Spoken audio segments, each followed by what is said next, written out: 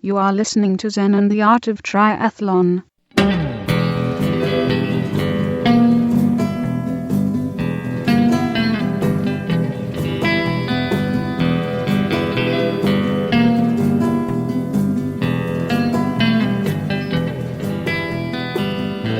Well, hey there, all you triathlon studs and studettes. This is Coach Brett Blankner with another great episode of Zen and the Art of Triathlon. All right, on today's show, we have an interview with the one and only Rachel Joyce, female pro triathlete, winner of the 2011 ITU World Championships and second place in Kona in 2013. It's a really cool interview. We talk about all kinds of interesting stuff. 50 women pros to Kona. We talk about how she sets up her bike, calories on the bike, and then also the all-important topic of coffee. Lots and lots of coffee. So it's a really good interview. Glad to have her on the show. And we do lots of the training log where I cover a variety of things like executing the end of your stroke in the swim and how to use fish oil in a way that you may not have thought of. And all kinds of great stuff in there. Lots and lots of stuff. All right, but let's go ahead and get started with the triathlon news. Here we go. So the Boston Marathon is going on right now as I'm recording this. And the way those guys run, and girls, it'll probably be over in 5 minutes anyway. It's amazing how fast they go. And a friend pointed out to me to check it out online that an Austin triathlete has gone out off the front and is currently running in front of, the Kenyans and such. And that's a little crazy. And I was just cracking up to myself that it's a typical triathlete. We really do think that we can do anything and everything, no problem, including leading the Boston Marathon. All right, there's that. And then also, we got some big news in cycling. The UCI is the governing body of, most major bike races. And we're thinking mostly road bikes here. But they are going to allow disc brakes in 2 events of any team's choice, starting, I believe, in August, which is right after the Tour de France. And what this means is we're going to start seeing disc brakes on road bikes a lot more often. And there's a little bit of retro grouch, backwardsness, fighting against it, kind of like, well, you could get into an accident and the edges of these disc brakes could cut somebody up really bad. And I do kind of agree on that, but why not just round the edges just a little bit so they're not quite as sharp? That would take 30 seconds per disc to do that. And also, they're being used in mountain biking and cyclocross, and you never hear of any injuries that way. There may have been some, but I've never heard of them. So I think what we're going to see is disc brakes on road bikes a lot more often, and maybe not on time trial bikes because there is a lot of aero loss, and time trial bikes are made for triathlon bikes.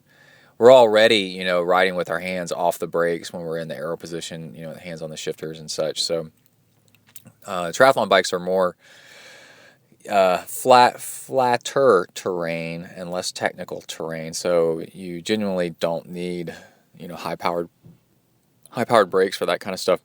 But I can tell you, when I went from good quality V brakes on a mountain bike to, well, first off, when I went from a mountain bike with regular brakes to V brakes in the mid-90s, I was blown away that you could do such a thing. They were just amazing.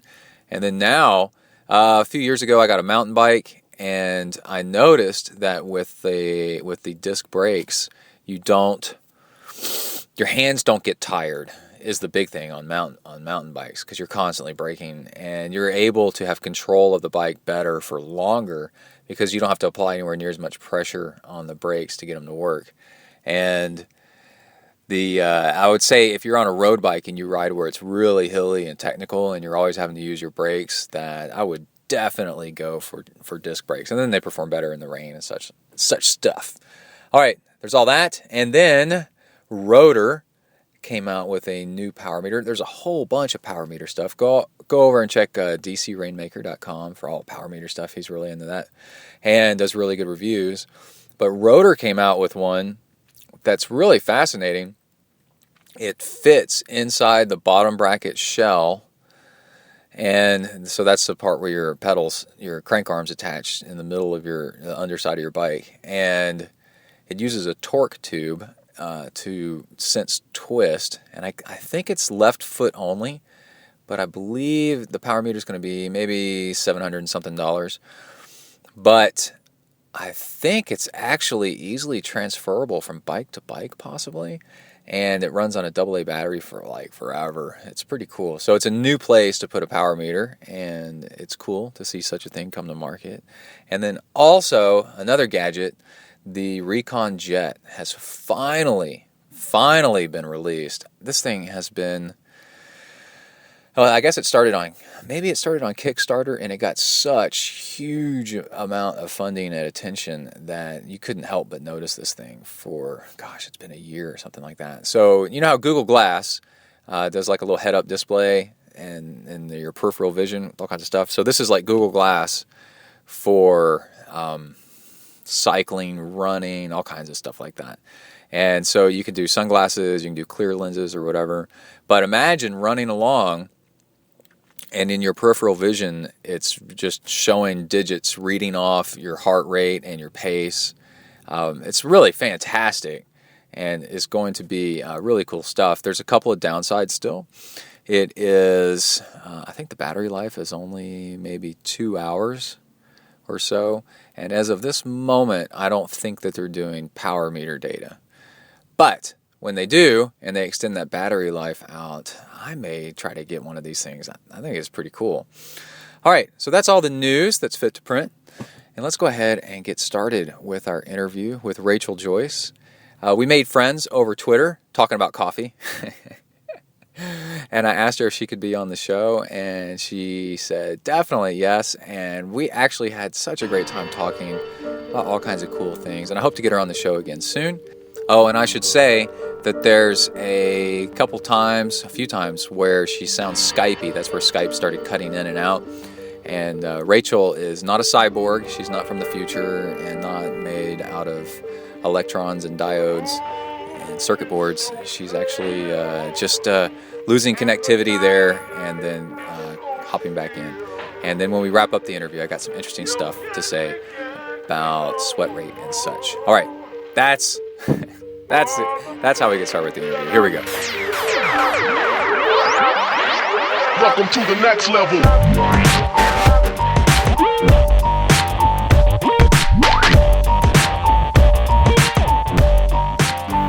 Hey. Hi. How you doing?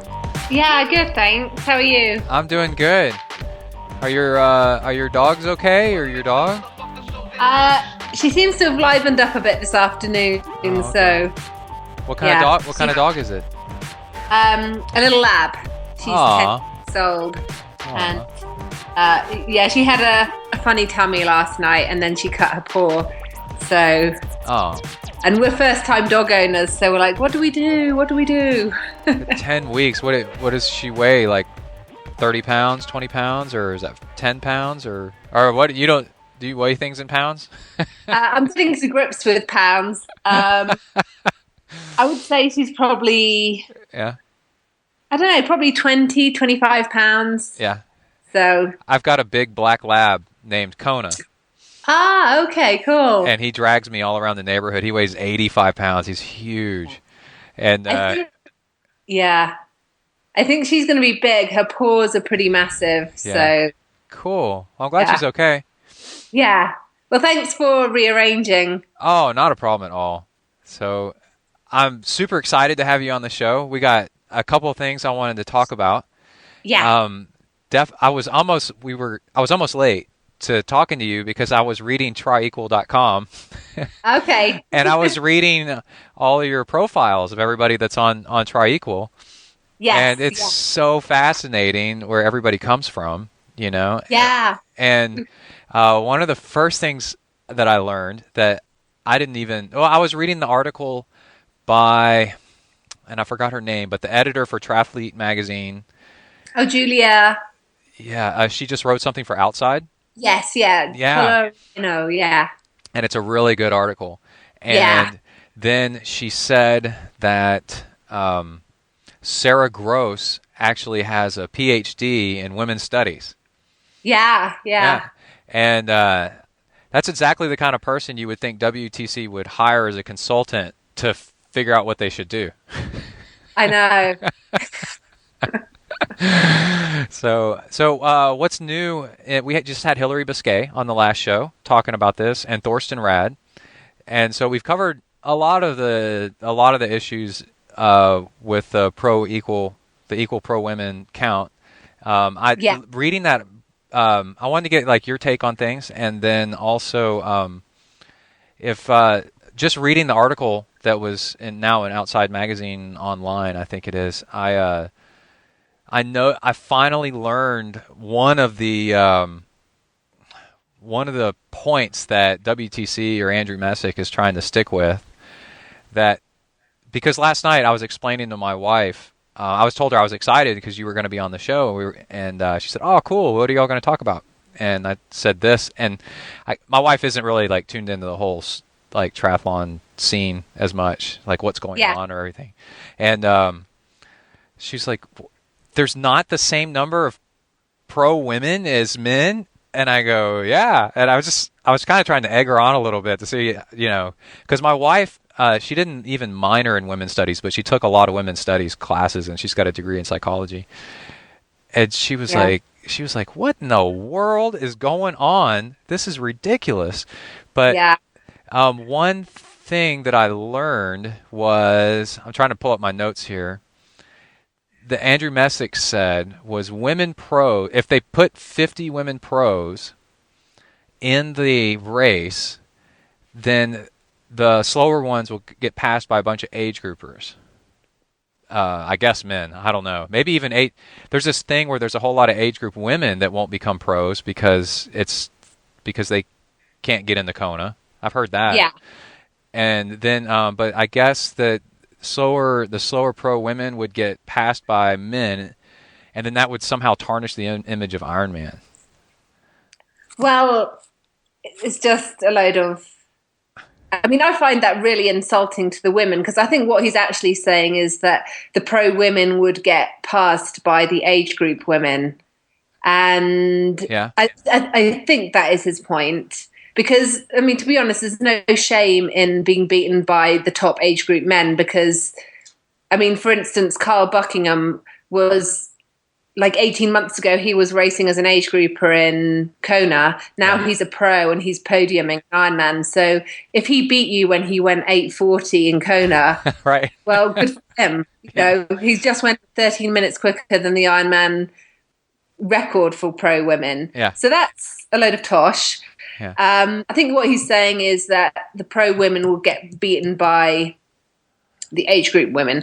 And firstly, some of the pro men get beaten by age group men because there's a boom and bust strategy in Kona. People put everything on the line, and that means they're walking the last 10K. Yeah. They feel that that's a risk worth taking, and I'm sure there are a lot of, you know, I've overtaken pro men on the way back on the Queen K, and it's not because I'm a better athlete, it's because they went for it. Right. So that's a stupid argument. But it's insulting. Yeah, and I know, like, Sonia, I always have trouble saying her last name, Sonia White. Anyway, she's like 35 to 39, age grouper, qualifies for Kona every year, I think wins her age group in lots of races, if not is the number one ranked. Like, I think last year she was the number one ranked age group woman, right? Yeah. Could totally be a pro. But the way, I think there is something to the way that why be a female pro if it's so hard to get into Kona, so much harder to get into Kona than a guy. Yeah. And if you want to race in Kona, then you're probably not going to make that much money as a up and coming pro. There's a lot of factors that come into play as to whether to turn pro or not. And I mean, it's slightly been addressed now by the fact that there's a separate men and women start in the age group fields in Kona, but it's a different race. Mm-hmm. If you're a good age group woman swimmer, you're going to come out of the water with a whole bunch of fast age group men riders. Yeah. And that's the dynamic you just don't get if you're in the pro women's race. Yeah. And that's why it's a very difficult transition, because you go from, and I've done this transition, I've been an age grouper and I've made the transition to racing pro. And it is very different, because all of a sudden you have to push the pedals the whole way. And there isn't, I'm not saying that those women are looking to draft, but it's just the way it is. There's a lot of traffic on the coming out at the same time at the World Championships. And that's why I think you see some like extremely fast times by some of, a number of the age group women on the bike, because it is a different dynamic. And so you're kind of comparing apples to oranges. I did the Clearwater 70.3 World Championships in its first year in 2006 as an age grouper. I had a faster bike split than all but 6 of the pros. Was it because I was a better biker? No, it was because I was in this massive bunch of, I tried to not be in this bunch, but it's the fact of life. There was a lot of traffic. There was a lot of bikers on the road at the same time. Yeah.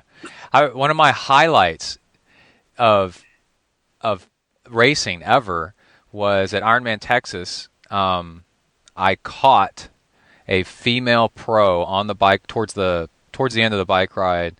And I didn't think anything of it as like whether or not she was fast or slow or anything. I thought it was awesome that I managed to catch a pro, and I just figured she was probably just having a bad day or something, which athletes have. And I didn't think the first thing about like the athlete's image as far as like being caught by age groupers or anything like that. To me, the women's race is a totally different race. Pros are a different race than the age groupers, and then the guys' race is a different race than the girls' race. Yeah, and it is fun. It is fun to kind of compare I did it as an age grouper. I wanted to compare my times to the pros, because they were the people that I was aspiring, I wanted to be in their race. I wanted to see how I cut, how was my run compared to their run. And that's one of the unique things about our sport, is that we are racing on the same course on the same day in similar conditions, so you get to do that comparison.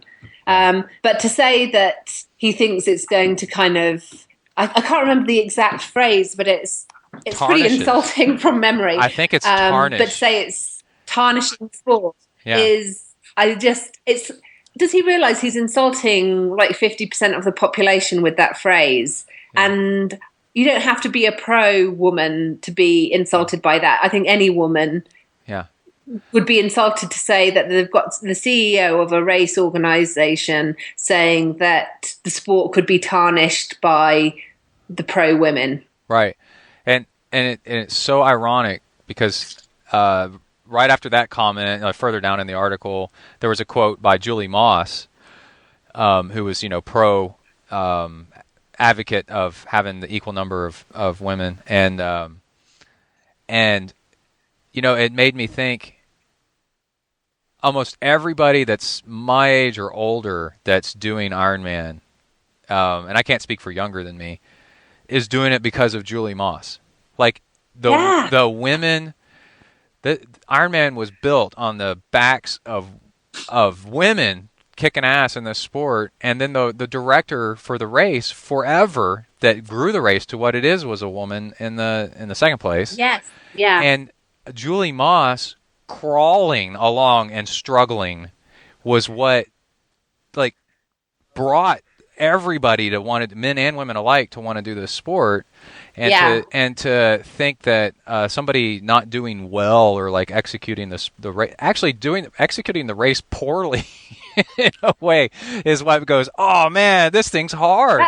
This is really hard." Yeah, and everybody that's my age or older is doing this race because it looks incredibly difficult. It has nothing to do with who caught who or anything like that.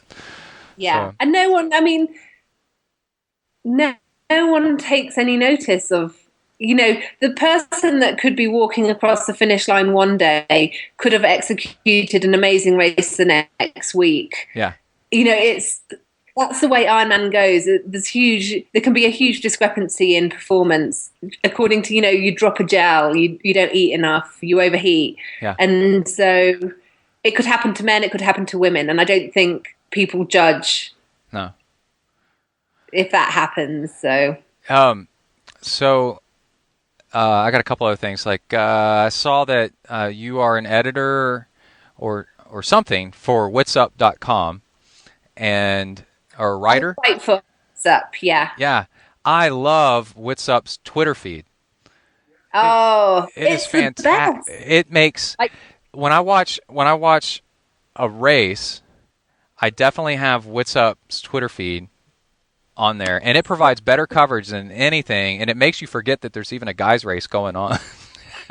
I know, exactly. Yeah. I sometimes find myself, actually, I've got friends racing on the guys side, what's going on? But the coverage that they provide is amazing. I'm surprised that the guys aren't saying we need to get one of these things going because I think Steph, who created Whatsup, she does such a great job of covering the races, and that raises she does a really extensive race previews, so every woman on that start line is getting some exposure, and I don't think the job she's doing should be underestimated, because the newbie pro who no one's ever heard of could be the person that is winning next year. Right. Yeah, they make it. Whatsup's Twitter feed makes it seem like. So yeah. It makes it like there's way more of a race going on, and it makes you way more involved. Yeah. Yeah, and that's that extra exposure that the sport needs. And it's funny that somebody from outside of the sport is doing it. Yeah, yeah. And she's, she at the moment, she's not making any money from doing this. It's a passion. She started it. It's a passion. Yeah. And I really hope that it starts to kind of become, sponsors kind of get involved, and she starts making, a living from it soon. Yeah. Okay, so in the near future, in a few weeks, I'm actually going to be in a small room, one of many people. Sort of many. I don't know how many people yet, but in a small room with Andrew Messick. I don't know how I pulled this off, but I'm in there. So what do I need to say to him? Do I take one of these 5Q decals and stick it on his arm, while he doesn't notice, or pat it on his back, or if I could say anything to him, what do we need to say to him to get him to change? Do you know, one thing I don't understand is I've had some really constructive discussions with Andrew, and he's on so many things. He's extreme. He's obviously great at his job. He's been doing it for a long time, and he's been receptive to discussions with pro triathletes about a number of reasons. I just really don't understand why this is such a big sticking point to him. It seems to have gone. So I would just I'd love it if you could kind of get to the bottom of why this one issue is such a major sticking point when it's shown, the Outside magazine article, Julia did a really good job of showing that actually now there are a lot fewer pros actually racing. So when we're talking about there we go. space on the pier, well, look, you've almost got 50% of the number of pros that you had 5 years ago. So can you still hear me? Yeah, I can. You got kind of Skypey there for a second, but I think you're back. Okay. I know what you're talking about. Yeah, the number of pros has dropped dramatically. over the past few years. And then to say that, well, there's no room for the pros, then I was explaining to my wife last night, I was like, well, WTC thinks that pros don't make them any money, right? Yeah. They cost in the short term, and that's the problem, is always people think short term. So they think, in the short term, pros cost them money, age groupers make them money. So cut the number of pros, or watch the number of pros. Don't add pros. But it's a failure to see that pros actually make the sport look incredible, and that gets more people joining up, because the pros are you're the symbol of the sport, of like, this is what humans could do, if you trained enough. So, and these are people that are doing it right. So follow these people, and you could too. And it makes people think that they could do it. Yeah, and I think there's a responsibility on the pro.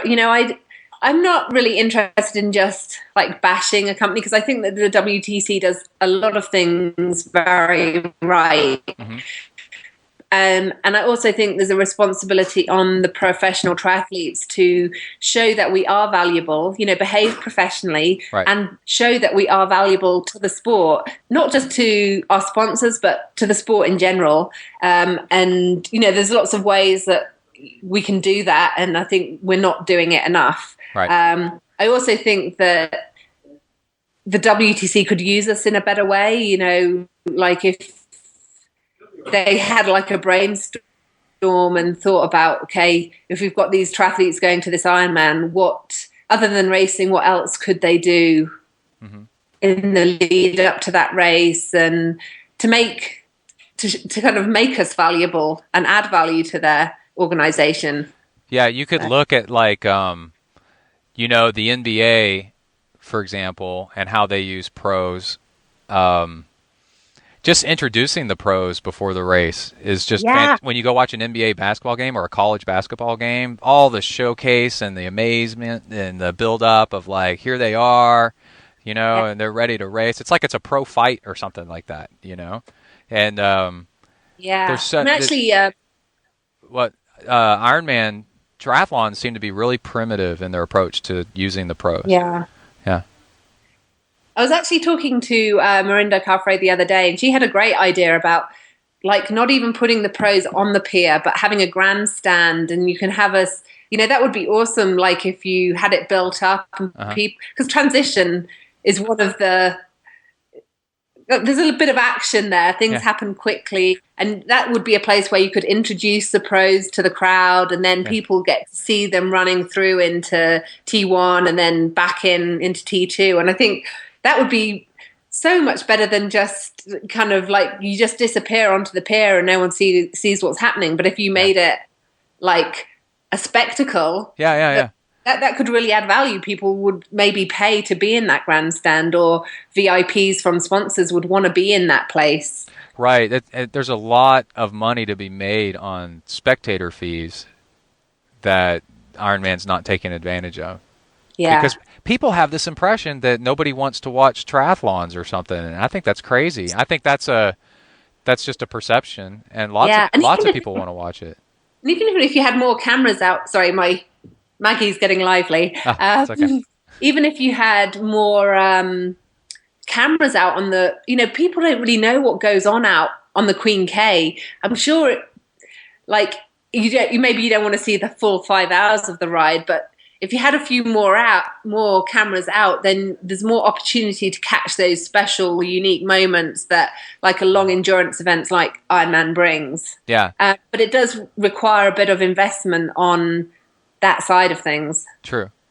Yeah. I think what you do is you make the parts where people can watch it. You make that spectator friendly, and you could charge tickets, right, to see stuff really up close. And then where you can't do that, you do live tracking and cameras. So you offload that to the web, so everybody can see it all around the world, along with the audience right there as well. So yeah. Yeah, I do really like the fact that now they're going to have, we get given at championship events, we have a tracker. We carry a GPS tracker. I mean, I hope it gets a little bit smaller in the future, but I think that's great for interaction for fans following online. Yeah, it's huge actually. As a fan watching a race, it's absolutely the coolest thing to see. Yeah. Because then where people, you can follow it, because the races are really long, so you can kind of watch it from afar and do your own things in life, and kind of keep track of stuff. Because you want to be there, but you can't be there. But it's so long, you want to do your own stuff throughout the day. Yeah. So I got a couple other questions for you that aren't about the women's stuff. So, but it's stuff that everybody could use. And since you're a pro, your input on this is really, really cool information.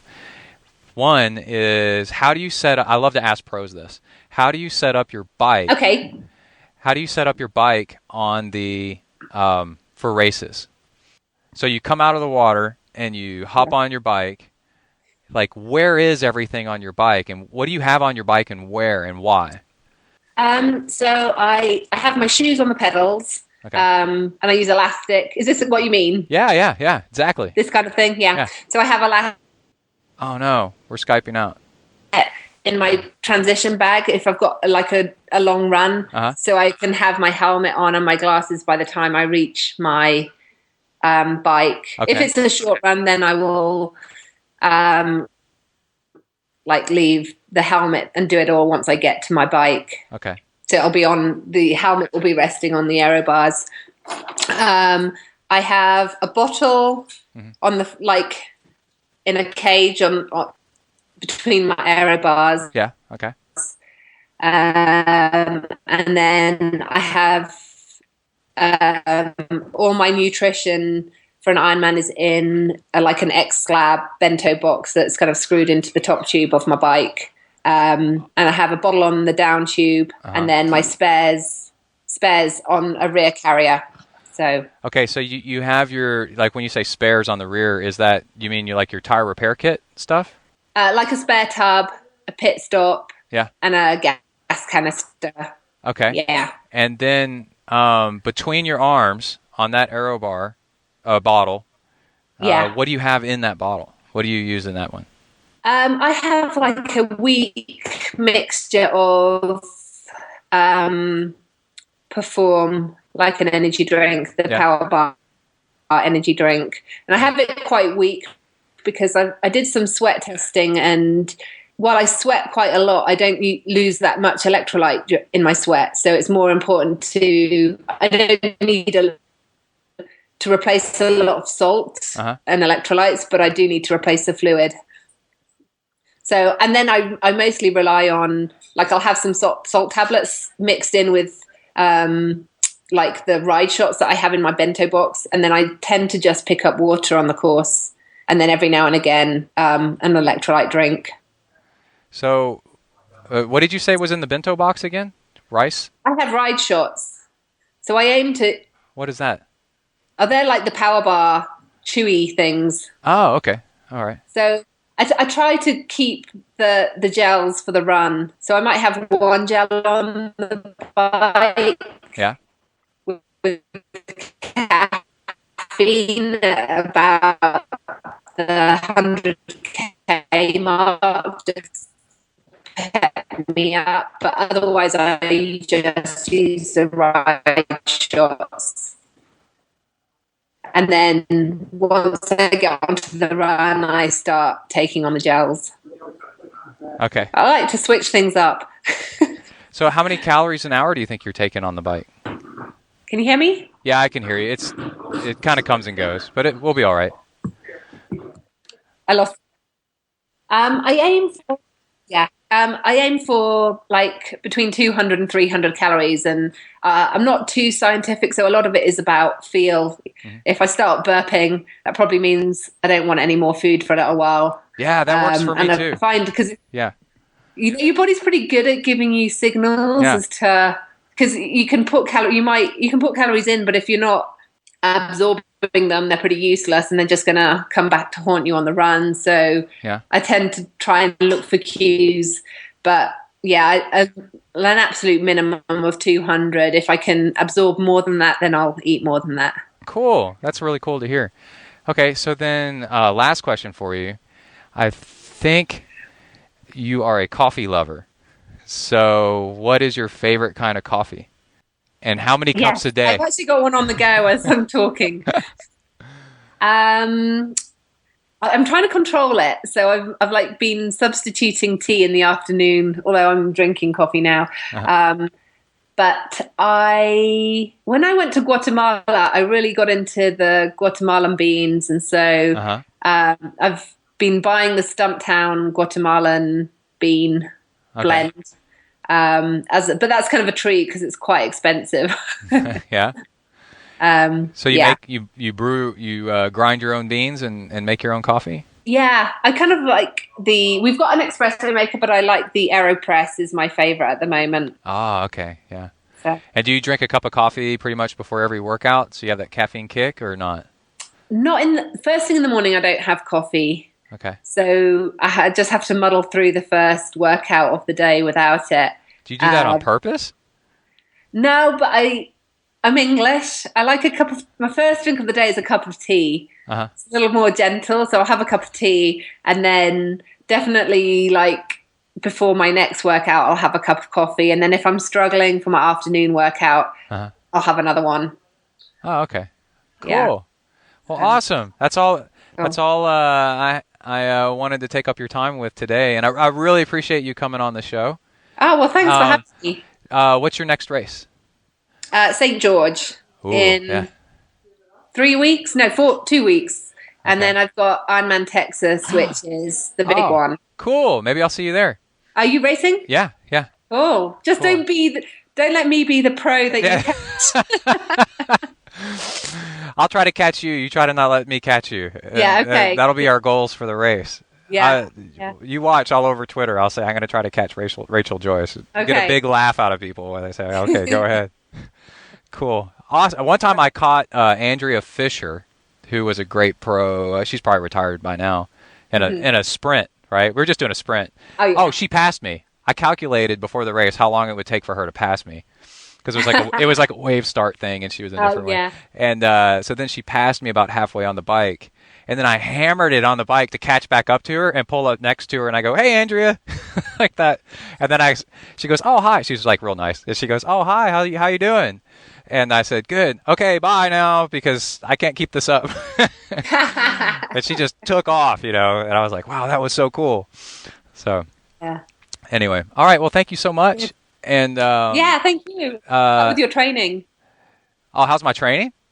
Or good luck with my training? I said good luck with your training. Oh, yeah, good luck. Yeah, I need lots of luck. Yeah. Okay. Thanks a lot. Bye. Okay, bye-bye. Thank you. All right. Thank you so much, Rachel. We had a really great talk and actually kept talking by Twitter a little bit after the interview was over for like the next day, talking about coffee. And I found a video of, I guess I should post a link to it on the ZenTri blog, zentriathlon.com, of a guy making coffee. That's really funny. And then also, we talked a little bit about me trying to catch her at Ironman Texas on the bike before she takes off on the run. If I could catch her by T2, what would I have to do? And I pulled out, there's an app called TriCalc. And if you put in certain paces and such, it'll tell you time. You can solve for time, for pace, or for distance. It's a fantastic app. It's really neat. And I just couldn't believe the numbers that Rachel puts out when I started typing them in. I mean, she's doing the bike in like 4:40 or something like that, maybe 4:30. I don't know. It's just ridiculous.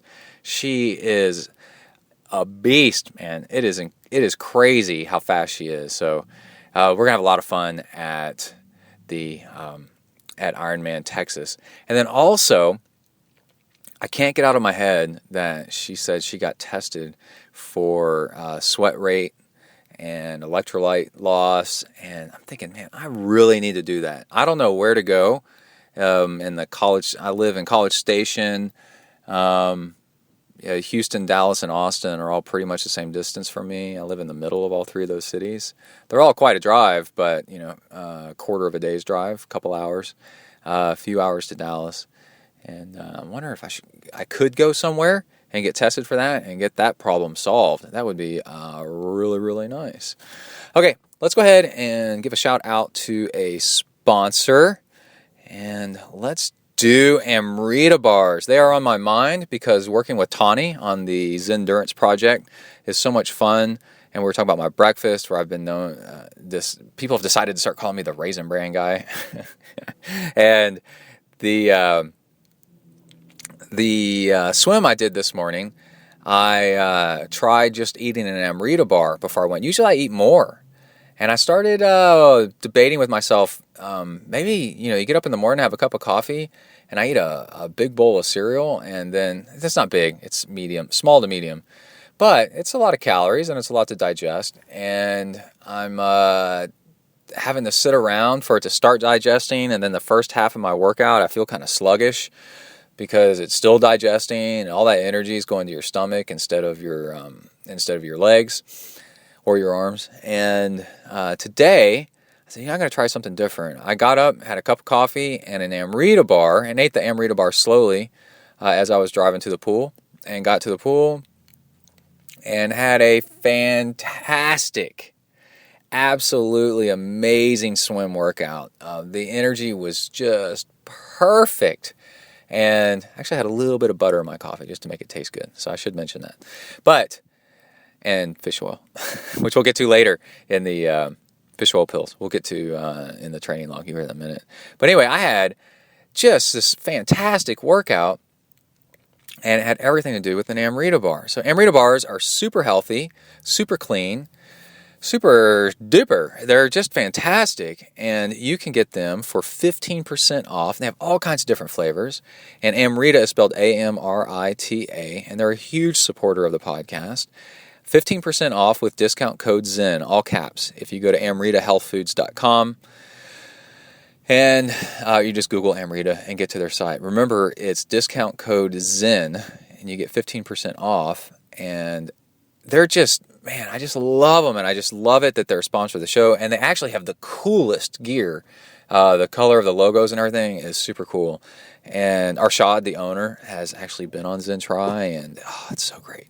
Such a great sponsor. So let's go ahead and do a few emails and answer some questions here. We got lots of cool stuff to talk about. You can donate to Zen in the Art of Triathlon to keep the show on the air and help with costs. And you really do help out a lot with this. And also, there's another way you can support the show I'll get into later, which is getting Hornet Juice on the right-hand side of the show.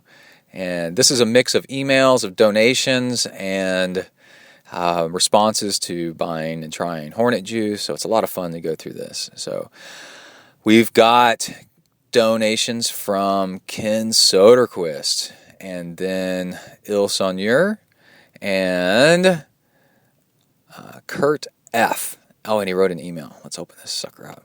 Let's see what's going on here. Oh my gosh, it's a long email. Dude! Exclamation point. Lots of good stuff happening here. I could ramble on for quite a while, but let's just roll with the other day, okay? I woke up early and decided to get out and rock a run before the kids got up. Dropped off son at preschool and took daughter to YMCA so I could get a swim in. The pool has one lane available all the time for lap swimming, and there's always at least one other swimmer. Lately, they have swimming lessons going on too, and it gets a little silly, if you know what I'm saying. Today I walk in and it's totally quiet and just the regular lifeguard. I say, how'd I get the pool to myself? He said, laughing, it's pretty cold. They just refilled it yesterday. I dipped a toe in and told him, no biggie, but holy crap, 2 exclamation points. I swam 1,100-ish yards and couldn't take it anymore. I was thinking of your example the day you forgot your towel and swam anyway. I got it done with my ZenTri mindset. Yeah. I've been swimming in water so cold where I had to get out after a while. Like I could tolerate it for a while. And then when I got out, this is me talking, I got out and I'm like dizzy from the numbness, and I'm off balance, and I can't. Yeah, my balance is all crazy, and it takes forever to warm back up. Yeah, so I know what you're talking about. That's pretty tough. Tech wise, ... I was on the fence of what fitness watch to finally get, as I've wanted one for several years. As a ZenTri devotee, Suunto was first choice until Garmin revealed the Phoenix 3. Which it's a lot like the Suunto Ambit series. I jumped on a pre-order and was really glad when I finally caught up on ZenTri podcast listening and found you were rocking a Garmin as well. Funny that I was relieved, maybe, but that's how much stock some of your listeners put in you. Here's my question. Finally. What are the best online tools for all this training data I will be collecting? I currently utilize Endomondo, MyFitnessPal, Beginner Triathlete, and of course I'm on Garmin Connect as well. How about a ZenTri group on Garmin Connect? I'd love to be a part of that. Anyway, thanks for the great podcast.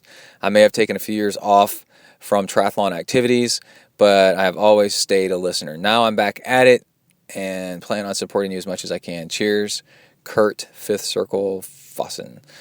All right.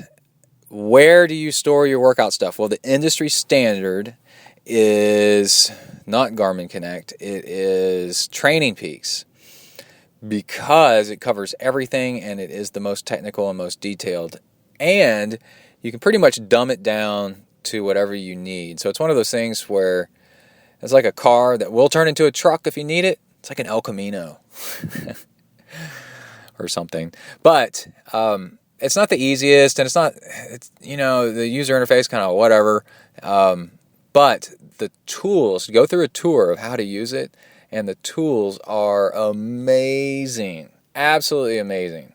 And I think, with all the Garmin stuff, you can sync right up to Training Peaks, and maybe the Suunto stuff too.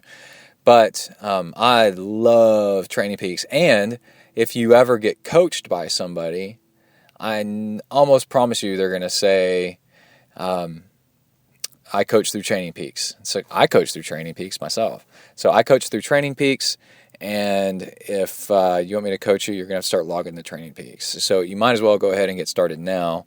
And it's also the place where all serious cyclists and triathletes log their workout. It's the best. So that's where you should go. All right. Oh, he wrote a PS. Check out odinsrevenge.com and gravelworlds.com. These are like gravel bike, off-road, road bike races. I've signed up for them. Uh-oh, LOL. 3 exclamation points. Are you testing me with exclamation points? Simon Wright sent in a donation, and Elizabeth Davis sent in a donation.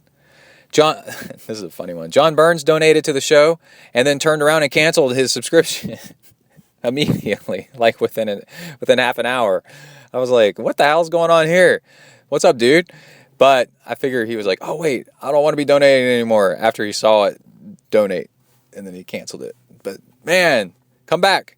All right, John Taylor sent in a nice donation, and William Carlin sent in a huge donation. So thank you very much. That was really cool. Brett Hoyer, who has the best first name in the business, and Aaron Leff sent in, he's donated plenty before, and he sent in an email with some questions. What did I do? I just lost it. There you go. And here we go. Hey, y'all. I know that type 1 diabetes is an issue that hits close to home. I also know that while we've never met personally, we have all connected in life other ways. Emily, my wife, this is me talking, is a type 1 diabetic, where she has to take insulin shots all the time. I'm riding my 4th JDRF ride this year. I'm going back to La Crosse, Wisconsin, where I rode my first JDRF ride. If you could share my ride page and the importance of the cause, it would be greatly appreciated. And he put a link in here, and it's such a crazy link, auto-generated link, that I posted the link on the Zen blog, zentriathlon.com. Go check it out there. In addition to my appreciation, I'll also be happy to make a contribution to the ZenTri webpage podcast. Don't worry about it, man. While the eating on air may get to me, sometimes I eat while I'm talking, because triathletes got to eat, and we shouldn't be ashamed of it. The other 6 hours of each podcast, kidding, well, a little, help keep me in line and working towards healthier living. Let's strengthen the fight and turn hashtag type 1 into hashtag type none.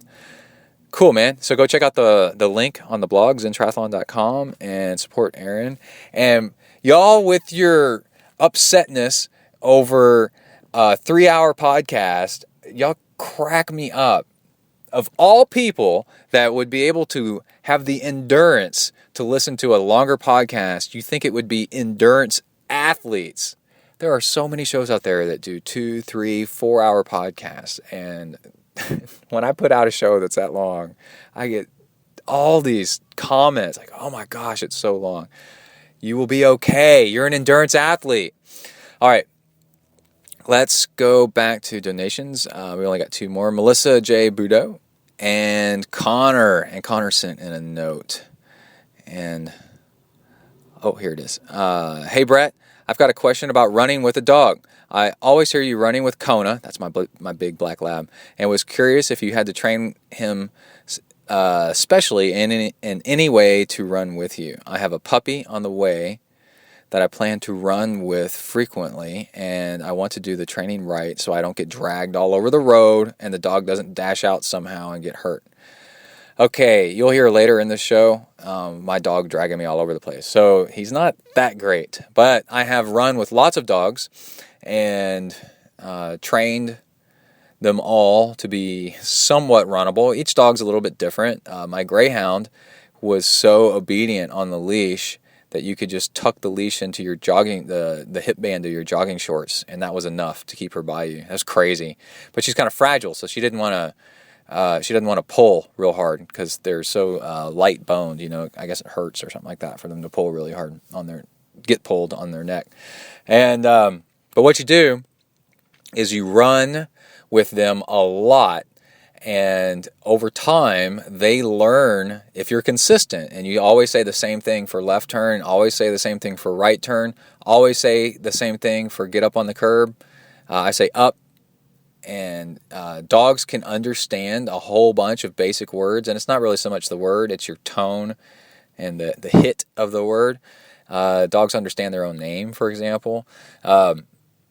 So, left, go left. And also turn your head and point your mouth to the direction you want them to go.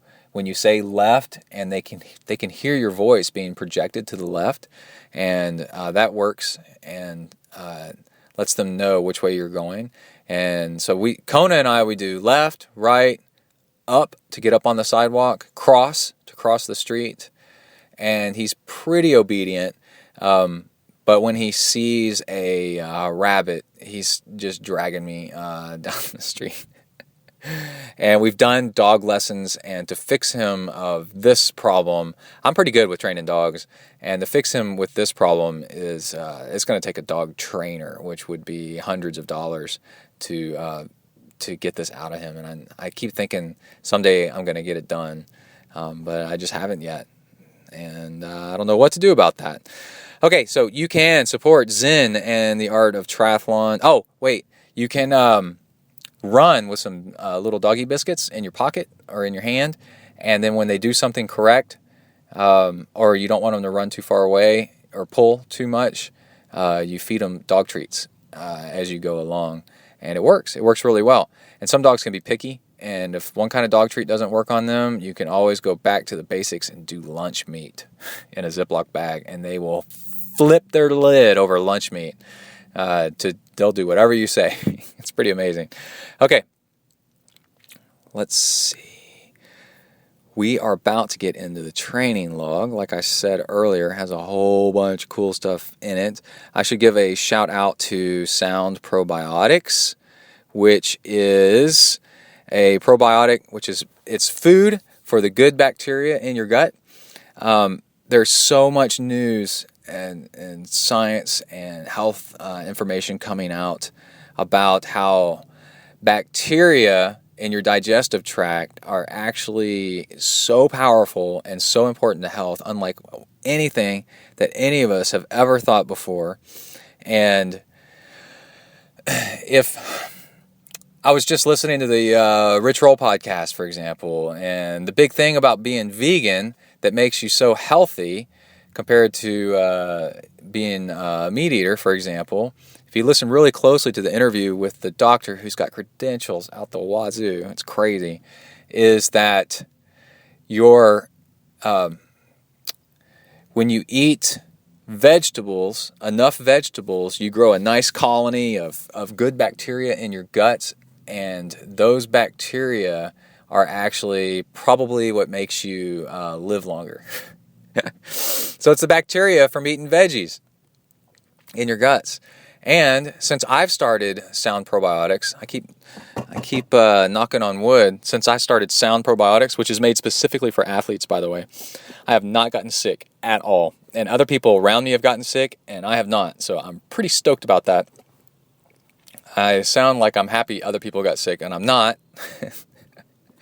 I'm just constantly amazed that I just don't seem to get sick. And the biggest hit to your training would be downtime from getting sick or getting injured, one or the other. Probably more from getting injured would probably be longer. But if you cannot get sick, if you can avoid getting sick, at least, knock down the numbers of getting sick by a whole lot. Wouldn't you do that? And to also feel better and just all around have more energy and feel great, and also the peace of mind knowing that you got the bacteria thing covered in your guts. They say, I think it's like 70% of your immune system comes from the bacteria in your guts. That is crazy. All right, so Sound Probiotics, you can get 10% off by ordering with discount code ZenTri, all capital letters, and you go to soundprobiotics.com. Sound is SOUND. Okay, and I think that's all I have for donations and sponsors.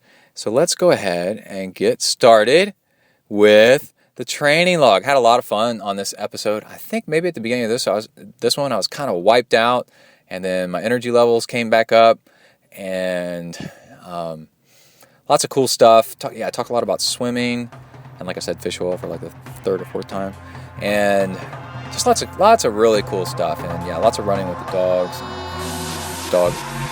and all around a great time. So here we go with the training log. Let's roll. You are entering the ZenTri training log zone. Huneli.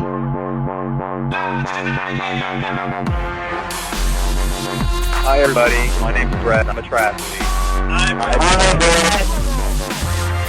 I decided it's time I got some friends more suited to my status. But Joe, we've been friends for years. Hey, we all make mistakes. Come on, dudes, let's go exercise! Exercise! Yeah! I'm gonna do sit-ups till I poop myself! Training log. April something. Saturday afternoon. Almost 1 o'clock. Is it 1 o'clock? 1 o'clock. Awesome bike ride today. My legs were just a little bit sore, so I upped the cadence, and that allows you to take a little bit of torque off your legs. And I remember on the episode with Tawny, we were talking about, she was like impressed with 240 watts. She goes, that's pretty good, whatever. Well, today, same ride, 253 watts. And a lot of it had to do with the fuel. I mixed in Hornet juice. I hadn't been doing that on my longer rides for a little while. And some Hornet juice, some UCAN, some dextrose, and some maltose, and some matcha, which is green tea powder. And that's for some caffeine, and sea salt. And then took off like a rocket, man. Freaking great. Woo! And it's starting to get warm out. And I'm trying to think what else is going on. Oh, after that, I did a brick run. And, that bike ride ended up being about 23 point something miles per hour, I think. Maybe 22 point something, but probably 23 point something. And the, I'm going over here. I was driving the wrong way. And after that, I went for a brick run. I took Kona with me. And there's 3 ponds along the way. So I let them, 2 ponds. So I let them swim while I ran every 20 minutes or so. Sorry, had to answer a phone call. So on the brick run, took off running with Kona, and ran for an hour at MAF, which means I just kind of kept my heart rate around, my MAF is around 140. And so I kept it around 140. If I was going uphill, I'd let it climb up to 145. Downhill, 135, kind of around there. And ended up running an 8:33 pace. And that is just about Kona qualifying speed. That's pretty cool. So I can do that for 4 hours. The trick is you got to do it for 9.5. All right, I'm going to go inside and grab something to eat. Out. Bang. All right, I'm back, and I've got a couple of things for you. I thought I'd do a little throwback and tell funny stories in endurance training. And every once in a while throw in something that's happened to me or happened to a friend that was it's ridiculous. That makes you realize you're not alone out there and all the craziness that happens in triathlon or whatever sport. And also, before I do that, I just wanted to say that this morning I did one of the hardest things in triathlon, and that is going easy. So I thought I'd describe that a little bit. So I get on I knew this was going to happen. You have the energy to work out, but you actually know, and you want to work out, like you feel it, and one of the things that I always preach is you got to continue the habit. Don't get out of the habit of training. But then you're in a tight spot. You know that if you work out, you're going to actually do yourself more harm than good. It's actually not going to be good for you. So what do you do? Well, there's two things really. One is clean your bike. It's always nice. But the other one is work out, but so gently. It's just kind of like therapy. And this is so hard to do.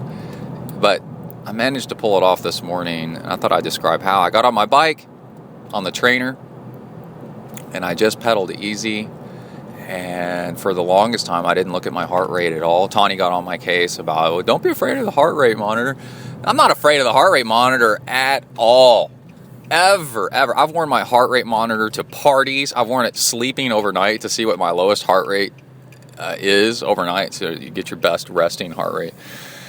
So no, that's not a problem with me. The problem is if I wear a heart rate strap, well, then I'm wearing all kinds of stuff and looking at numbers, and then I'm trying to, have a good workout, and that ends up not giving me and making me work out too hard. So I don't look at my heart rate for a long time, and then after a while I finally look at it, and then when I look at it, then I decide I'm going to try to keep it under a certain number, and then keep it in a small gear and let myself spin up instead of pushing up on the bike. And then I have it on Trainer View, which is my landscape.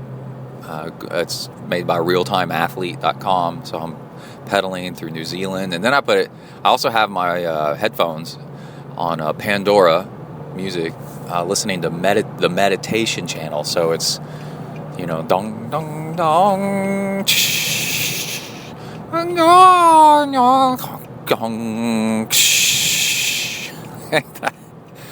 and I'm just so relaxed, just listening and trying to keep from pushing hard. And so by the very, very, very, very, very end, and I'm working out in my legs, I can feel in my legs that they're just sore, Like, nothing is going to do you any good except for just spinning your legs gently and getting the stuff out. We're talking a heart rate of 110. For a while it was like 101. So, that's really, really hard to do. But I managed to pull it off. And then yesterday I went swimming, and I went swimming at lunch because it was raining in the morning. And I only swam half an hour, and I mixed in some intervals with that, just kind of let my legs hang like just hanging meat.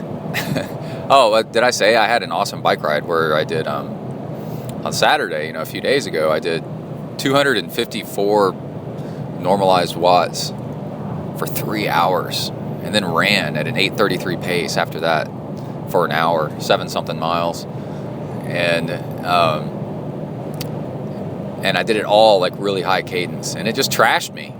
And then I went to Austin on Saturday night and partied with Morgan for his 40th birthday, and then drove back in the same night, and then Sunday went for a bike ride and just gave up on Sunday after only an hour. I was like, this sucks. My legs were just trashed. So that's why my legs are trashed, and I'm trying to take it easy to get everything to come back online. And it's getting close to Galveston, so this is not good. But I just got to deal with it. There's a thing that Buddha taught about. It's like, I think it's 83 problems or 81 problems or 82 problems or something like that. And it's everybody has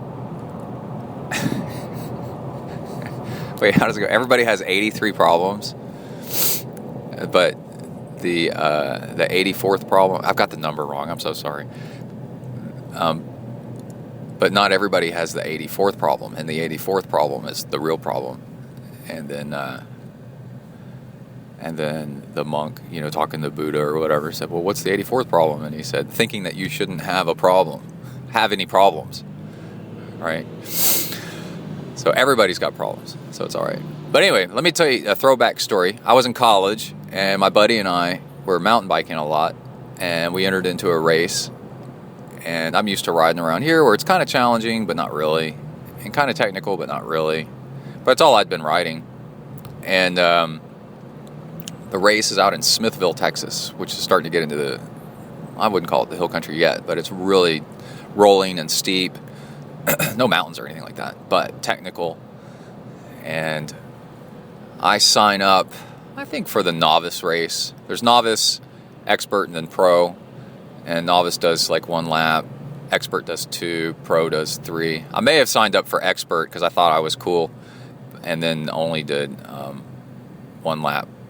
Because what happened was, I used to smoke cigarettes. I didn't so much by then, but I was still working all that smoker's lung out.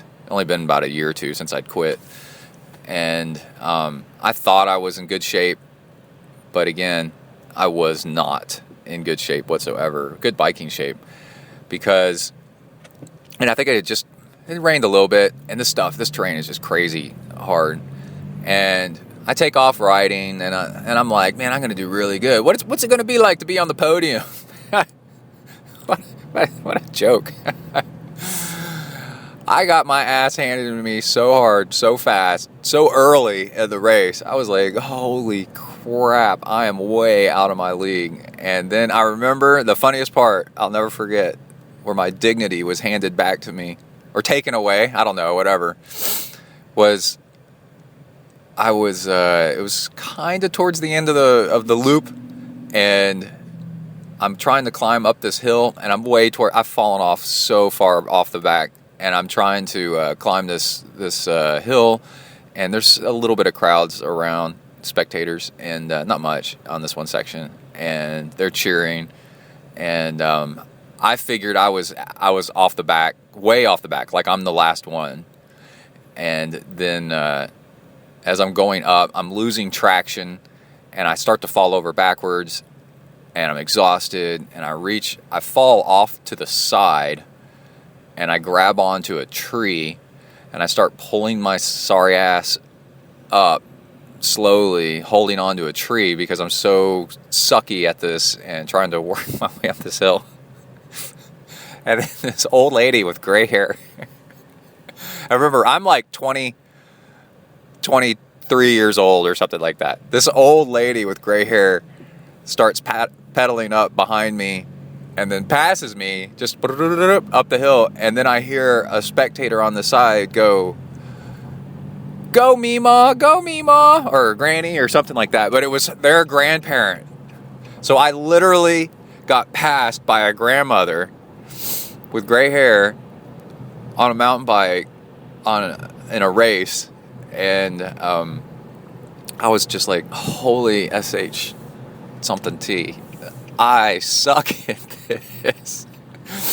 And that is, I didn't know anything. Like that woman could be, national champion, something, I had no idea. And that's how naive I was too with the sport. So there's nothing like showing up to a race and sucking so bad that what you thought you were was just totally taken away from you and stopped. I remember when I got done, I sat down on the side and I just laughed. I'm like, holy crap, I got so much work to do. It's not the grandma, because there's some badass grandmas out there. It's the fact that I was so far off the back when I thought I would be towards the front. It's so different than reality. The reality was so different than what the reality I had in my mind. So anyway, that's it. I'll be back. Bing. All right, I'm back. I'm still in the ZenTri mobile studios, but it's a day later, a couple days later. I'm at a middle school track watching from my car as Kai, my 10-year-old, is doing run practice for triathlon. He just left soccer practice. And yesterday he was really complaining that his knees hurt. So I asked him today if his knees hurt. And he said no. And I said, well, still, we should take it easy. He just played soccer with school. And go home, and he goes, no, I want to go to track practice. And I said, well, all right.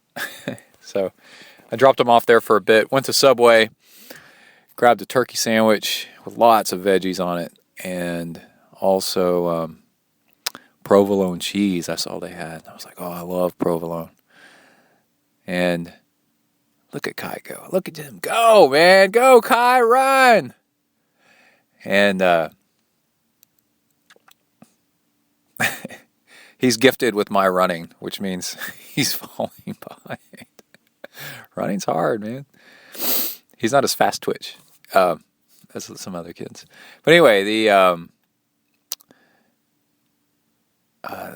had some drama with the bike shop here in town today. But I don't want to get into that. But I wanted to say that it's the polarized training, which does it's kind of like minimalist training. Basically, you do all the hard work, but you only need a little bit of hard work to get faster. And then you spread your easy work out down to almost just a low background hum. And sometimes even skip it. And it seems to... I had some really good results last fall and winter with polarized training, and learned so much about it. Got to be really versed in it, really well versed, and coach it now. I'm such a believer in it, but like I have to run tonight, and the minimalist polarized training really does allow you to get some great results with fewer hours instead of just going massive hours. So a little disappointed in myself because I got away from it a little bit for the past couple months, and then started getting fatigued trying to fit it all in, and being a dad and having to take... I only have one kid. I can only imagine if you have like 2 or 3. Trying to drag kids all over the place and balance all that out. And be places, go to work and travel and fit it all in is really, really, really difficult. So it's nice to be able to fall back on the polarized. Yeah, so Bike Barn out of Houston is opening up a bike shop here in College Station.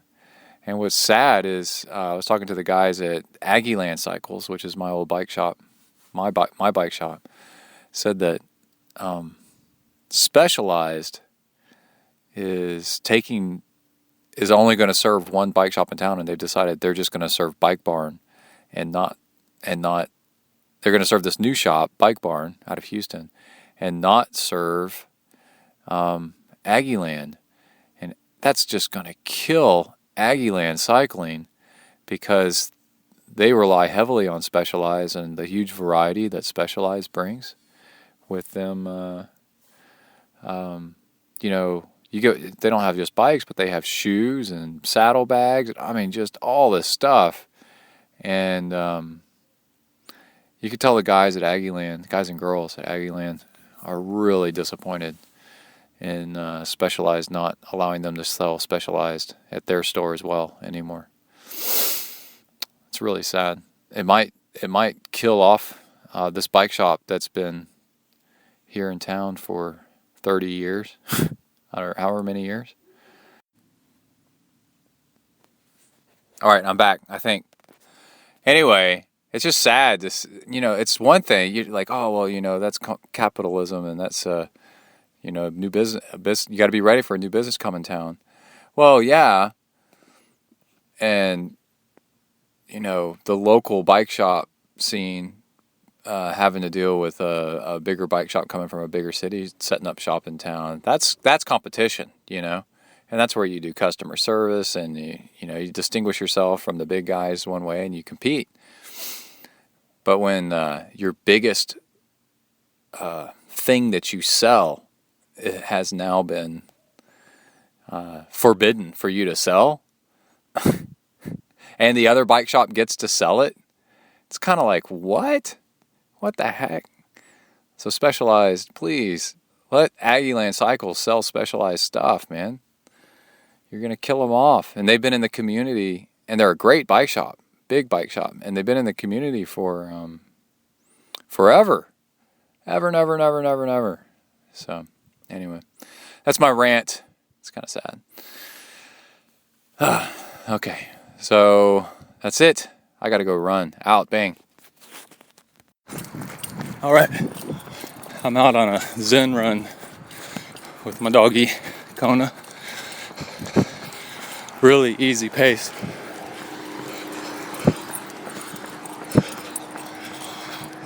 I got some things to share. I was just telling him, he helps me, I help you. Kona I realized there's a long line of running dogs that I've had. Dalmatian, Golden Cocker mix. That's 2. And then Roxy the Greyhound.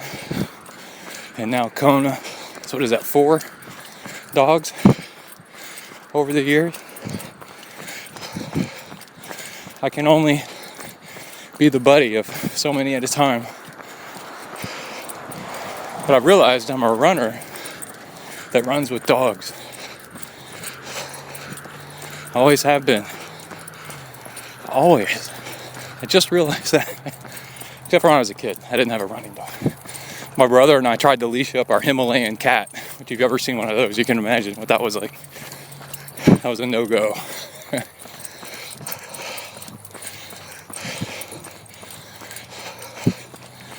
But I was telling Kona, I help dogs be runners and safe and happy and healthy and live long. And you guys help me. You dogs.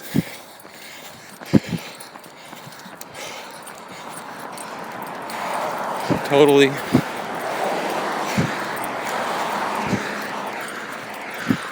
A mutual beneficial relationship. And they make me want to go out and run.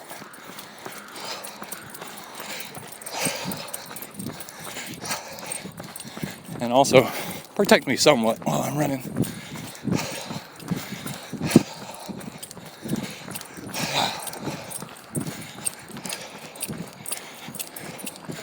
I had something to say. What was it? Hold on. Let me think. What was it, Kona? What was I going to say? I was going to talk about when you start getting better. Oh, well, I used to hate running in my college years. And then triathlon, I had to start learning how to run for real, longer distances. Because I knew I had the engine from swimming and I could sprint short distances plenty fine. But I did not like running, like to go out and run. Hated it. And I kept hating it. And then I found a trick. I started barefoot running years ago. And there was something about it where it was my own. You know, I discovered it for myself and started doing it. And I liked it. And I liked the ownership of it. That it was my thing. It was my take on running. And it was so natural. And I got up to where I could run. I think the longest I ever did was 10, 11 miles maybe. Barefoot.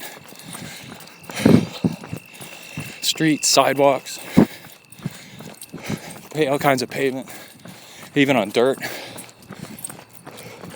There's a kitty. No. Hey, come here. Big goofball.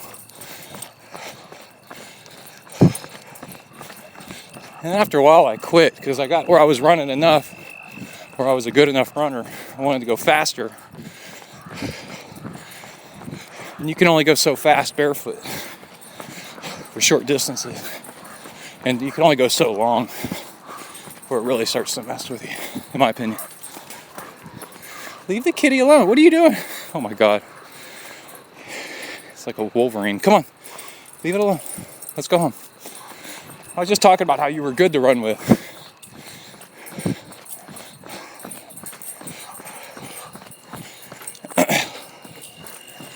So, if you're trying to get better at the swim or the bike or the run, you gotta find there's a rabbit. You gotta find a reason to own it, your own discovery, to make it your own. And then after a while, you'll start putting in enough mileage, yardage, whatever. I used to ride a fixed gear 50, 60 miles as a training, or as my training bike all the time. I owned it. It was mine, my thing. And that got me to be a much better cyclist.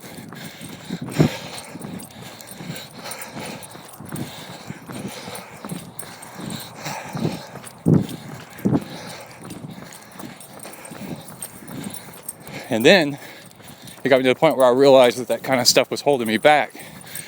You know, it helped me bridge the gap. And you can do it too.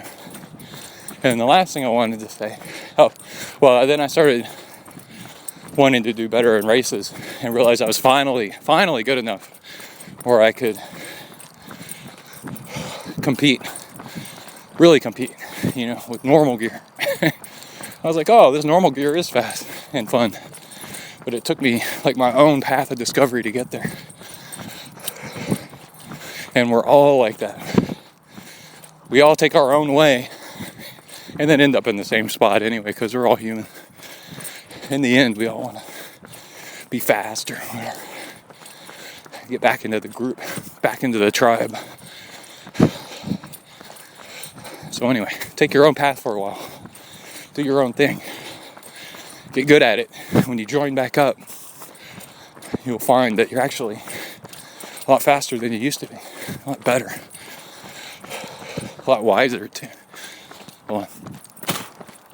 A mouthful of spit. Blech. Wonder why. Anyway. Take the path sooner rather than later. Your own path.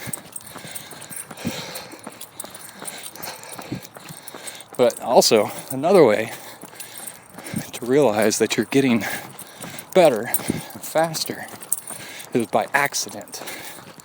You know, you go train on your own for a while, like training on Zwift, the biking game.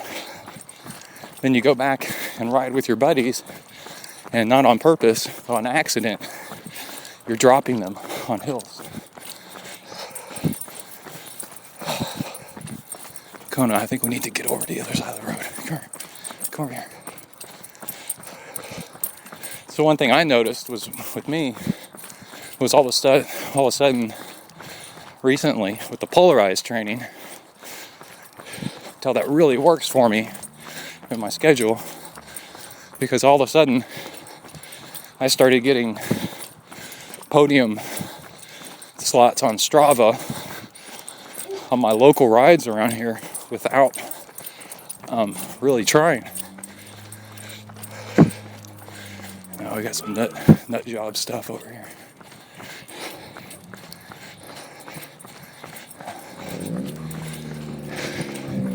No way there's alcohol involved in this.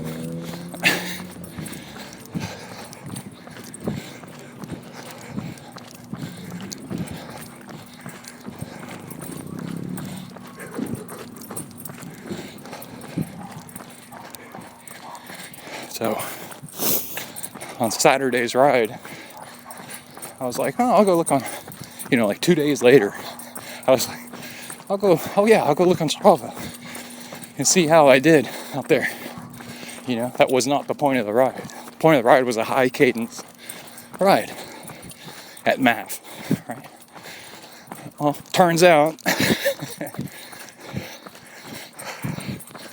I was second overall ever on a 9 minutes. That's a long ways. It's probably 6 miles or something like that. Nah, what do you think? I don't know. Well, for anyway, it's like 24 point something miles per hour. 24.8, I think. For a 9 minute long section on Strava. And I was like, holy crap. And then I found out I was second place by 2 seconds. I was like, damn it.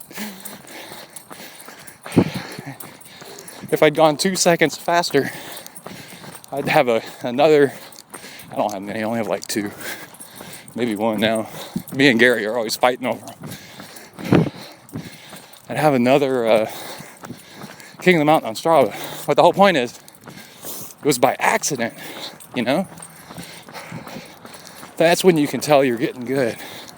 Is when you start kicking ass by accident.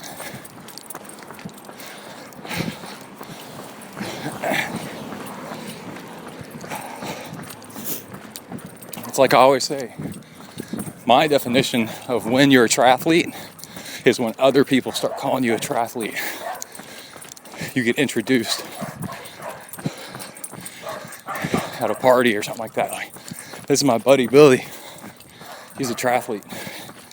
When other people say you're a triathlete, that's when you're a triathlete.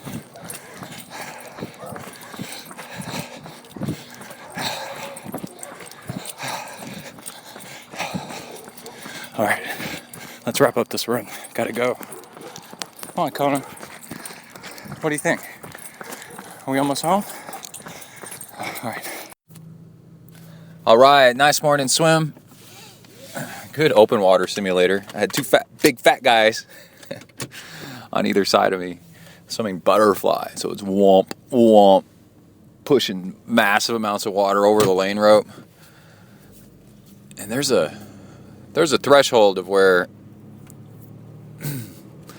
you want some chop in the water if you want to simulate open water swim and a little bit of swimming around people and whatever. But then it gets to the point where it's too much, and then you start saying like, man, I can't get in a good workout. It's kind of like if you're out riding your road bike, a little bit of stop-start is okay because you can practice accelerating, and give yourself a good kind of sprint workout. But then if there's too much stop-start, then you're not getting in a good workout anymore. Oh, lots of thoughts about stuff. Listening to Daniel Pink's book, Free Agent Nation. It's pretty nice. It's about freedom in the workplace. It's pretty cool. And we got a lot of stuff going on today at W to the ERK, so I got to buckle down, think things out. And actually in my, I left an overhead light on in my mobile studio. My snacks lately I've been bringing to work is a cucumber and kale and hummus. And get hummus that doesn't have a whole bunch of hydrogenated oils crap in it. You can get hummus that's actually clean. And or make your own. It's actually pretty easy. But I'm at the point where I'm eating kale straight, like right off the leaf, like a rabbit, like that. And also I eat a cucumber straight. I don't dice it or anything. I just eat it like it's a freaking carrot. Oh, cucumbers are so good, especially as it gets hot. They're so full of water and they're refreshing. I wonder if a cucumber is actually a fruit. There's a whole bunch of vegetables that are actually fruits. Oh no. Traffic situation up ahead. Okay, well I got to pay attention. I got 2 lanes merging into one and a ramp closed. How's that for an analogy for life? As you're getting older, it's like 2 ramps merging into one. 2 lanes merging into one, and a ramp closed. All right, that's it. Out. Bang. Oh, I forgot to say what I did for my swim. Swam the first half hour easy. Basically, I just swam along, just swimming easy until I felt good. It took about half an hour. And then second half, I did intervals. I did 4 intervals of around 3 minutes each, with lots of really easy in between. You can walk a 50, or if it gets too deep, breaststroke, elementary backstroke, whatever it takes. Catch your breath for a 50. And also, there's a part of the swim stroke that's really interesting that a lot of even expert swimmers don't know. And I saw this a few years back, an article that showed a diagram of what was going on, and people that come from swim teams and have been swimming a long time, they pull all the way through their stroke, and their hand is pushing using their tricep. Their hand is pushing down and back past the waist as the hand's starting to as the hand's starting to come out, almost coming out of the water to start the overhead part. And that's really interesting. And then they showed that an adult onset swimmer they said real swimmers versus triathletes. I don't know if it's like real, but you know what I mean. Swimmers versus triathlete swimmers. And triathlon swimmers have shorter strokes. Swimmers that picked up swimming through triathlon. So they're not like, they're not like fantastic swimmers like swimmers are. And they are, their hands come out of the water more like just slightly at or above their waist instead of past their waist. And they're not using their triceps to push the water past them below the waist. It's really interesting. And you'll see in triathlons where, a real swimmer will just demolish the swim, and it doesn't even look like they're trying all that hard. But then they get on the bike, and then they get eaten alive by the rest of the competition. But now I got more merging. Oh my. But again, if you want to be like the fast folks, do what the fast folks do and do a little bit of research. It's really cool. I wish I still had that document and that diagram. But anyway, you can feel it in your tricep. I always try to coach by feel. You can feel it in your tricep, and it's like if you were standing next to a table and the table came up to your waist. Okay? And now your arms are longer than your waist. It depends. People have different length arms compared to their body, so it kind of depends. But anyway, if you were to push yourself up vertically using the table as something to push off of, you would put your hands by your waist flat, and you would push down with your arms and feel those muscles that you're using, those triceps, and feel how your hand is angled, and see how it easily lifts you up in the air. Basically, you're alternating sides, left, right, left, right, left, left, left, right, left, and you're alternating sides, pushing like that. And now you're using your whole arm through the whole stroke for swimming. And apparently, people that have been swimming on swim teams and just doing swims have been doing this. They're so long that they're used to doing it, and that's how their stroke's different, and that's how they swim better in swims. Open water triathlon swims. There is a little bit of, in open water, there's so much chop and stuff, you kind of have to shorten your stroke.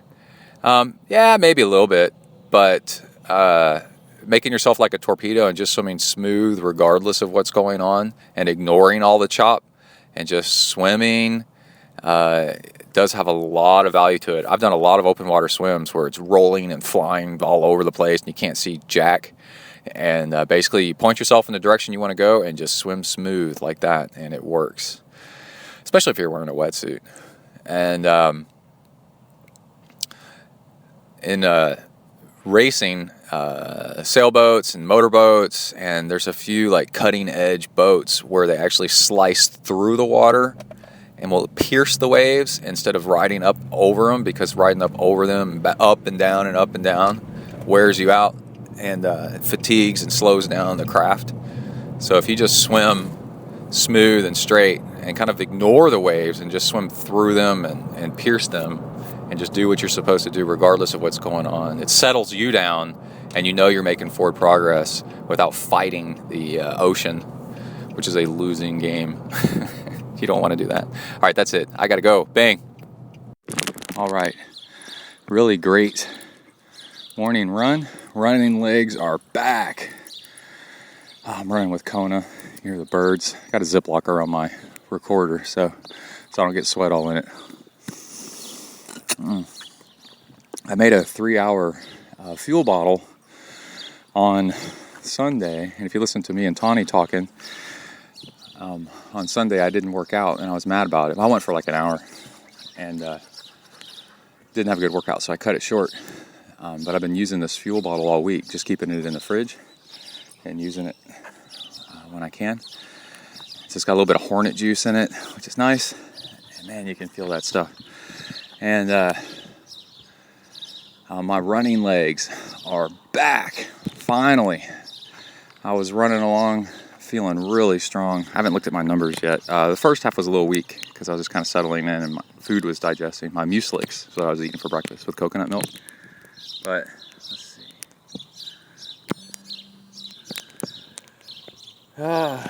Recovery time 13 hours. No. Okay, we got it.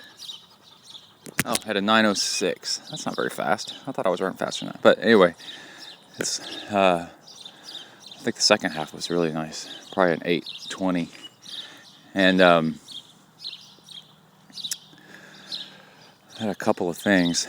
Was listening to me and Tawny, and I have this habit of being it's called it's a good thing, it's a good thing. It's affirmative listening. I forgot what it's called, but when somebody's talking to you, every once in a while you say mm-hmm, so that they know that you're listening. And otherwise, if you're on the phone or something like that and you just sit there, every once in a while the person goes, have I lost you? Have you heard me? And so in conversation, it's a nice thing to do, but as a podcast listener, I bet I'm annoying, where I'm like, yep, right. But you notice that I'm doing it like real short, not to interrupt, just to confirm that I'm still there and I'm listening and I'm agreeing. So I'm going to try to cut that out when talking to her on future shows with the Project ZenTri. And there was something else. I did intervals on the bike last night, and there was something about that really, I could feel it as I was doing it. It was waking up my legs, even though they hurt. And then there's also something where you, just because things hurt doesn't mean you can't keep going, and that's actually a mental barrier. It's the central governor, telling you to stop, even though you're fine. And so I was pushing through the lactic acid burn and just hammering out intervals. And as I was doing it, I was like, this is going to stimulate hormones. That's going to actually make me feel better instead of worse, even though my legs really hurt really bad. And it did. This morning, I was running, and after I warmed up some, I was running. My legs didn't hurt at all, unlike before. And I felt really strong and had really good running form. It was running real energized and great. And then what I did was I didn't sip on my fuel until half an hour in to make sure my body had kicked off fat burning and was going. But the second half, I wanted to have a good workout. So I just fueled it just the tiniest bit, sips every 10 minutes. So at the 30, the 40, and the 50, little sips of fuel.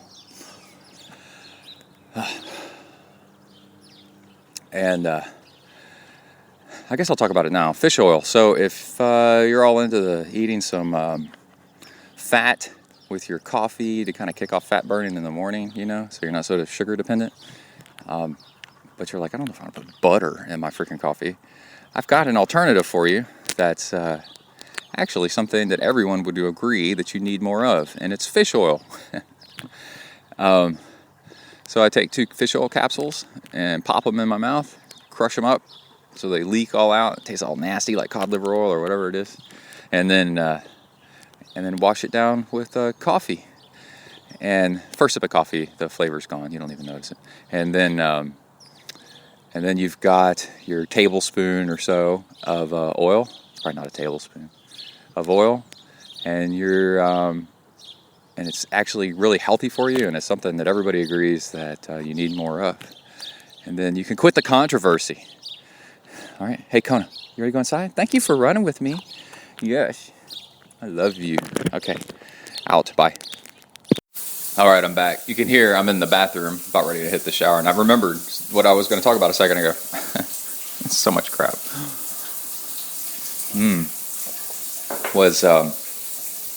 I took Tawny's advice and ate a lot more carbs, simple carbs last night after my workout. I worked out after dinner. After my workout and before bed.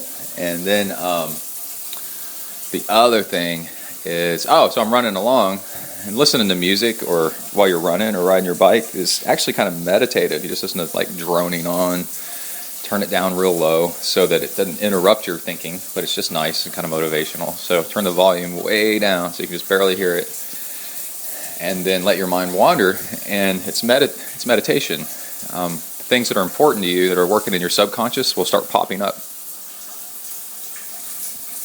But you're running, so how do you write these down? Well, you get in the habit of voicing your concerns, your thoughts, or whatever to your voice recorder app on your phone. And then when you finish your workout, part of reviewing your numbers is to also transcribe any notes that you took. Or you could do it a little bit later, but at least once a day. I would do it twice a day in case you forget once. Then you transcribe the notes that you took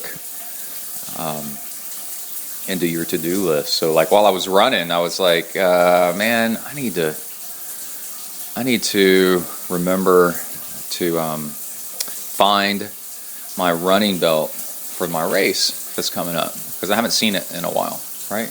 I'm never going to remember that, except for randomly, especially when it's not, doable. But if I put it on my to-do list, then I can look at my to-do list when I'm at the house. I'm like, oh, that's something I need to do. Go ahead and do that. So the thing that they say is, if you think it, ink it. And what that means is, if it pops into your head, try to find a way to write it down, either into your to-do list or on your calendar or something like that. And come up with a method that works. All right, I got to hit the showers. Go to work. W to the ERK, out.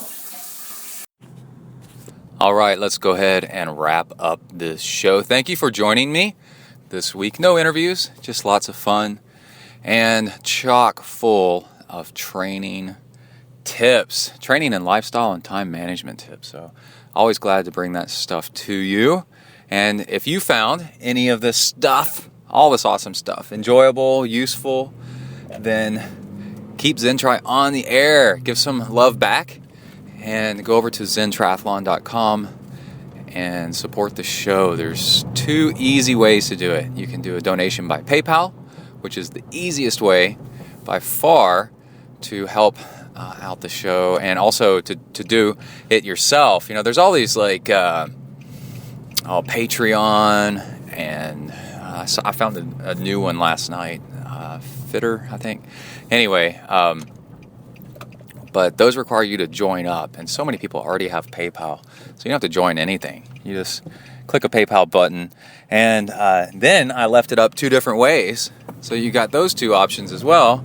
You can do a recurring donation of less than $4 a month, which is about $1 an episode, and then, or else you can do a one-time donation. You donate to the show, and you can ask me all the coaching questions that you want, and I'll be happy to give them to you, the answers to you, and also talk about them on the air. And yeah, I can tell who you are. I watch those donations and know everybody by name, as you can tell. And then there's another way that you can really enjoy the show and get help give back and help yourself at the same time is the Hornet Juice link. Or you go to zentriathlon.com and either support the show at the top or on the right-hand side, a link to Hornet Juice. And that stuff is awesome. And it's a protein mix, amino acid mix that you take right before working out, during, and even after if you want. And one packet lasts an hour and a half. So it's a really good bang for the buck. And it metabolizes body fat a lot better. So you're not so reliant on sugar. And it's really good stuff. All the emails I get back, as you heard earlier, are always positive. People order like a 4-pack first, or maybe a 10, and then they come back and order a 20 or a 30. They're like, holy crap, this stuff's so good. And when you order, you get an email from me, a personal email. So you have my email address, and then we can talk. I love it. And that way you're helping the show, because I get a little bit off the top, not much, but I get a little bit off the top, and you get something that you really get to try out and have fun with. And it comes from New Zealand, so it's really cool stuff. All right, I think that's it. That's all we're going to talk about on this episode. We've got Galveston 70.3 coming up really quickly. And if you want more ZenTri kind of fun and good stuff, then go over to Endurance Planet and check out the interviews with me with Tawny Prazak, which is a lot of fun. All right, everybody, stay safe out there. Work the uphills, cruise the downhills, and keep the rubber side down. Out.